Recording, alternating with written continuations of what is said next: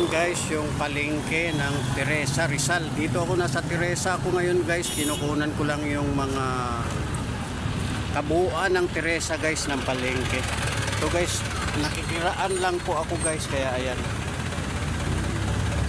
Tanghali kasi guys, hapon na pala, kaya wala masyadong tao. Yan lang guys, idudugtong ko lang ito. Yung biyahe ko papuntang Antipolo, okay? Dito pa rin guys sa Antipolo na ito guys. Lagpas na ako ng Teresa, kaya dito ito sa Antipolo na ito guys. Ito yung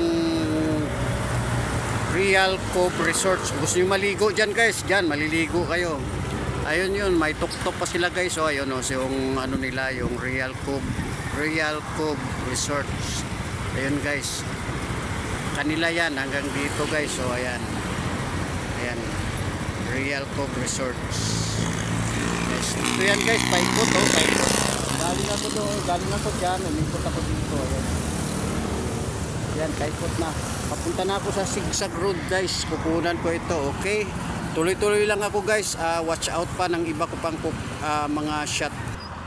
Dito guys, sa Antipolo pa rin, ang gaganda ng view nila guys, oh. Ayan oh, yun yung ano nila oh. Ewan ko ano ba yan, mga tok na yan.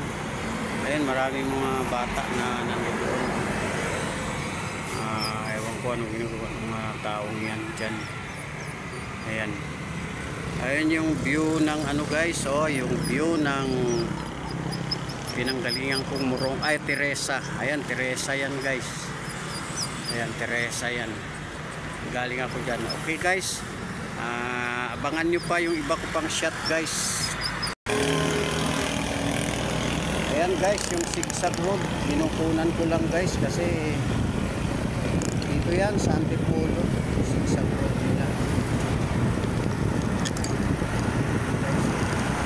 Dahan-dahan lang ako guys kasi malaking traffic na daan dito guys. Talagang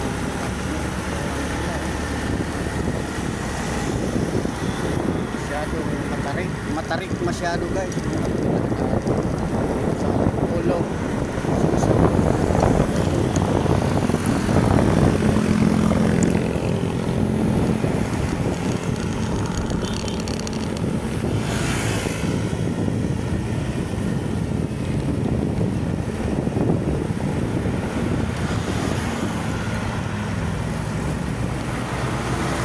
guys, standby muna.